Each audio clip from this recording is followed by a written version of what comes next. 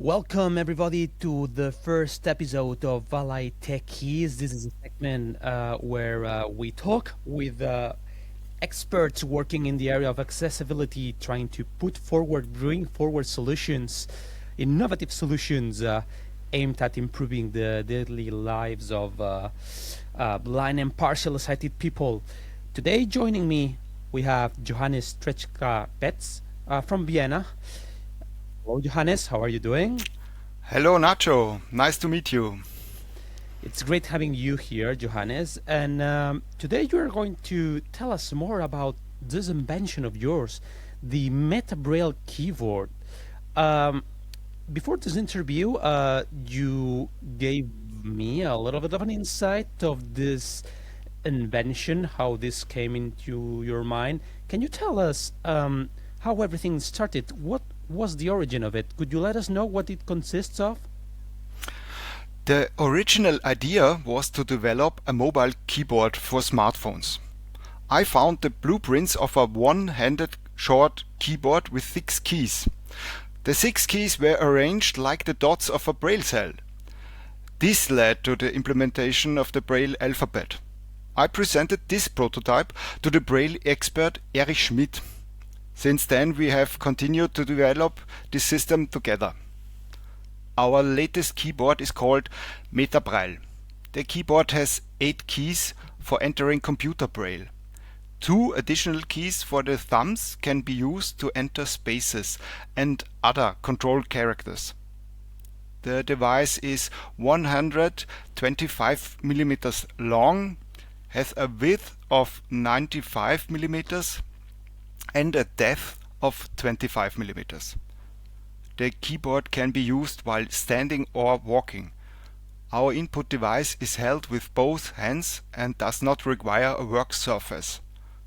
Metabraille works like a remote control for the smartphone. The keyboard replaces the touch screen. If the text-to-speech output is provided with headphones, the remote-controlled smartphone can remain in the pocket.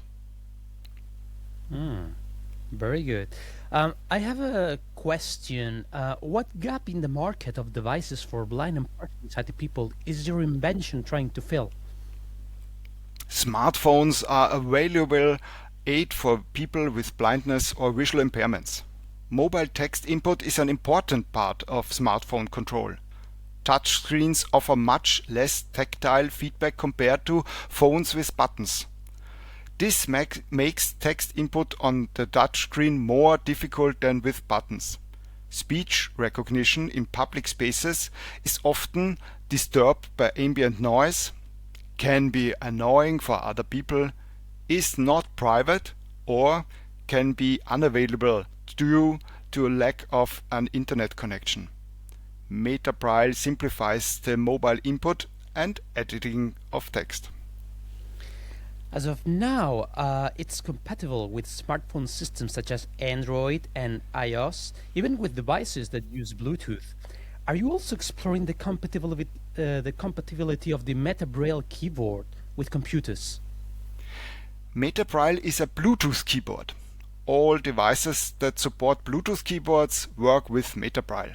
Supported devices are the smartphones, and Metabraille maps all 105 keys of a computer keyboard. Therefore, computers can also be operated via the Bluetooth keyboard. I want to go deep on being compatible with other formats. At the moment, you're also studying how you can couple the invention with the use of classic Braille, especially for those visually impaired users who are not tech savvy. What's the state of the matter on that subject? Could you tell us how we can instruct visually impaired people who have never touched before in assembling those devices themselves?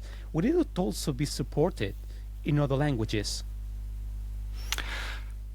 Terminal devices recognize Metabraille as an ordinary keyboard. The key combinations for entering Braille are translated into keystrokes in the keyboard firmware. For input, we use the European version of Computer Braille, namely Eurobraille. Computer Braille is known from Braille displays for the output of computers. We now also want to support the Braille alphabets of the languages in the European Union. These are the classic Braille alphabets with 6 dots. These are widely used, but differ from language to language. We have therefore applied for funding for this project. Metabraille was developed to be assembled by people who are blind or visually impaired. A group of people with blindness or visual impairments determined the design goals and tested the step-by-step developed results. In order to maximize the number of parts that can be assembled by the user, we opted for components with plug-in connections. Clearly identifiable components with definable orientation and precise descriptions in the simplest possible language are crucial for assembly. One of your main objectives as of now is raising awareness of the potential of this device. Johannes, have authorities in Austria, your country, been open to supporting you in your mission? We were helped by the Science Prize Inclusion through Science and Technology, it's called WinTech, from the Ministry of Social Affairs Austria, and we got presentation opportunities at the Vienna Research Festival and invitations to the Zero Project conference.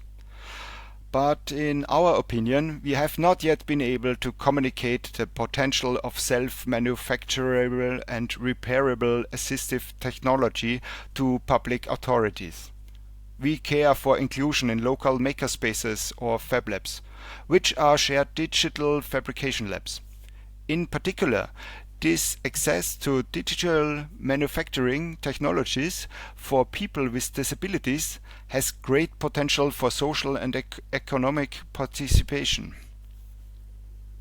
One last question, Johannes. It's been very insightful what we've listening to until now, but one last question, please. You've been working closely, actually, with visually impaired people to design the Metabraille keyboard.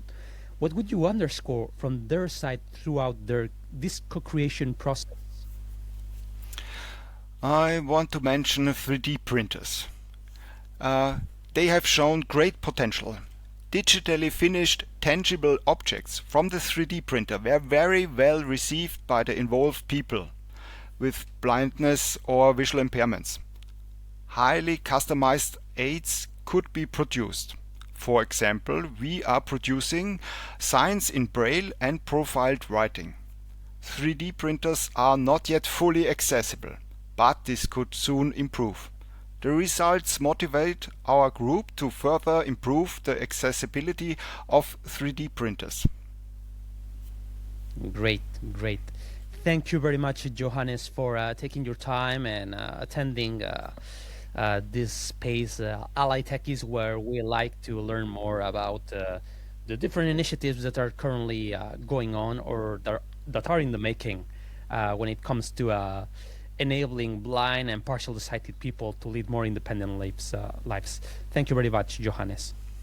Thank you for having me. It was a pleasure. Thank you.